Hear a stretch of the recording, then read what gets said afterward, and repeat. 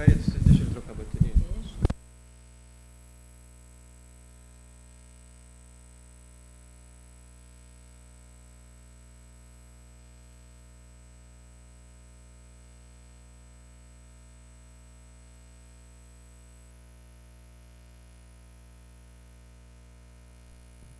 Alô. Então, boa tarde. Então, eu sou Margarida. E primeiro queria agradecer, né, ao Joel, a Renato, ao César, o convite para estar aqui, para falar de um assunto de que eu gosto tanto há tanto tempo, que é esse peculiar escrito do Freud, né, que não foi escrito com a intenção de ser publicado, né, foi publicado por circunstâncias. Talvez eu pensei em começar situando um pouco a história desse escrito, né, ao qual foi dado esse nome, Projeto para uma Psicologia Científica. Esse título foi dado pelos editores no momento da publicação, não é um título que Freud tenha dado, porque é um escrito longo que faz parte de uma correspondência do Freud, né, de 1895, uma correspondência que ele mantinha com esse amigo, cujo nome eu escrevi ali, Wilhelm Fliess, um médico otorrinolaringologista residente em Berlim, né, com quem o Freud manteve uma correspondência de muitos anos, se eu não me engano, entre 1892, 3 e até 1904. Portanto, 10 anos, pouco mais. E que correspondência essa que eu tenho a impressão, quer dizer, que ela fez o caldo de cultura, né, para que esse pensamento pudesse se constituir, né, que é isso que vai ser apresentado, quer dizer, o que consta desse projeto para uma psicologia científica é uma primeira formulação, né, do aparelho psíquico que o Freud constrói, né, que depois vai ter uma outra formulação, a primeira oficial e que o Freud realmente teve a intenção de publicar, que é o que Simone e Isabel vão falar daqui a pouco, que é a interpretação dos sonhos, né. Então, essa é uma primeira versão desse aparelho psíquico que o Freud monta, né. E um outro aspecto da circunstância da construção desse pensamento é é um pouco da história da trajetória do Freud, né, dele como um pesquisador, né, de laboratório, estudando células e neurônios e uma atividade puramente de pesquisa, né, que, segundo os biógrafos e segundo ele mesmo, né, precisou se transformar numa atividade clínica com atendimento de pacientes em função do fato de que ele queria se casar e ele precisava ganhar dinheiro, porque, naquele tempo, ainda se considerava que não era muito elegante que um homem se casasse sem ter a possibilidade de sustentar sua mulher e seus filhos, né, e que isso se configura... Hã? Não sei, César, juro para você. É uma questão. Mas quando você lê isso, que o Freud vivia desesperado, que estava pobre, não tinha dinheiro, estava louco para casar-se com a Marta, e precisava se casar, né? E como é que ia ser? Bom, ele, então, passa a ter uma atividade clínica, como neurologista, né? E começa, então, de fato, a ver pacientes, coisa que até muito tardiamente, para os padrões da atividade de um médico formado, ele não fez, né? Bom, para encurtar a história, ele começa a atender pacientes neurológicos e começam a chegar-lhe ao consultório pessoas cujos sintomas ele não conseguia curar com os meios neurológicos que havia à mão na época, né? Nesse contexto aí é que ele viaja para Paris, ele estuda com Charcot, né, que estava se dedicando à histeria.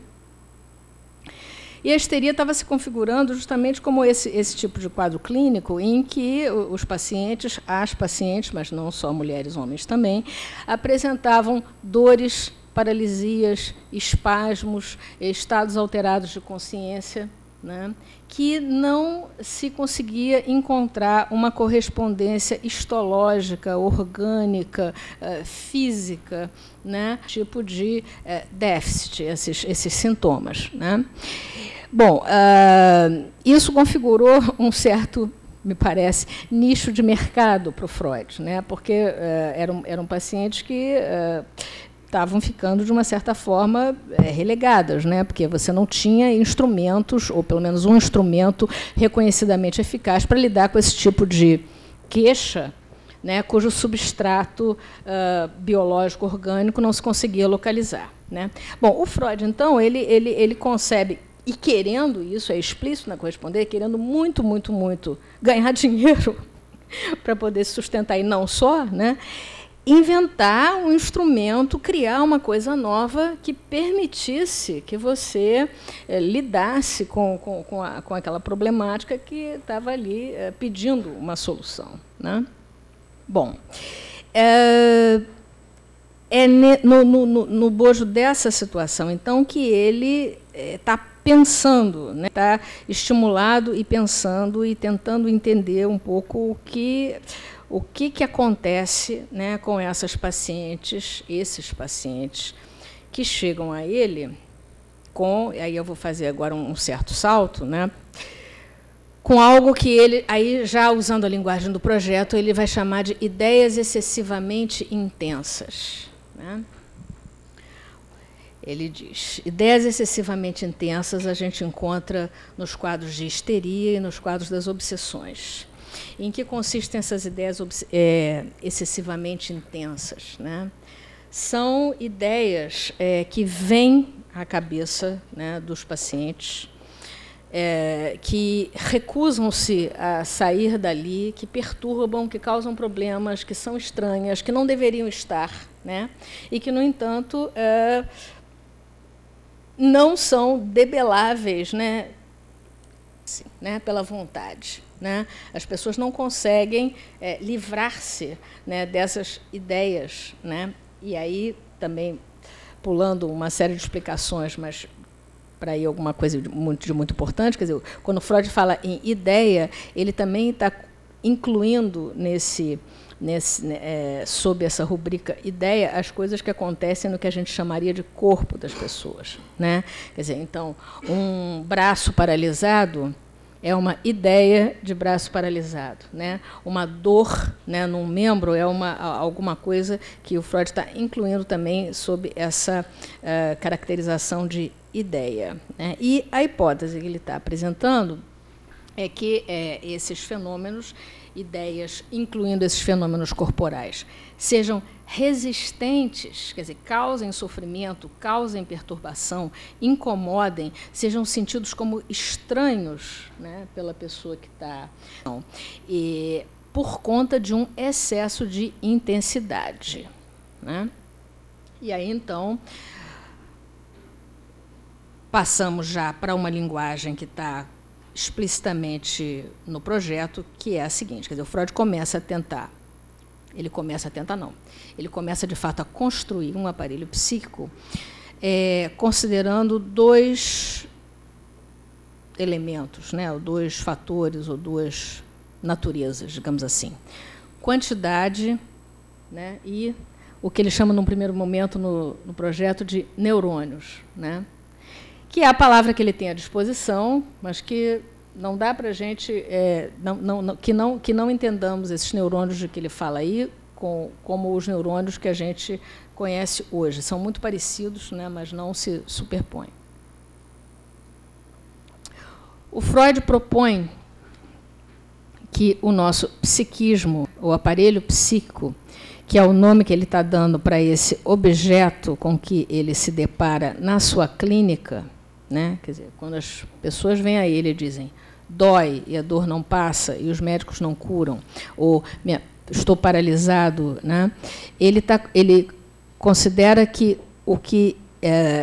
com o que ele está lidando é com isso que ele está chamando de aparelho psíquico, né? Porque não é o aparelho neuronal biologicamente falando, não é um aparelho físico, porque não se localiza substrato orgânico para essa queixa, então ele fala aparelho psíquico, né? Que ele diz assim: esse nosso aparelho psíquico poderia se compor de neurônios, né, que podem ou não estar investidos com energia, né? Então, ele desenha alguma coisa assim, uma rede neuronal, né,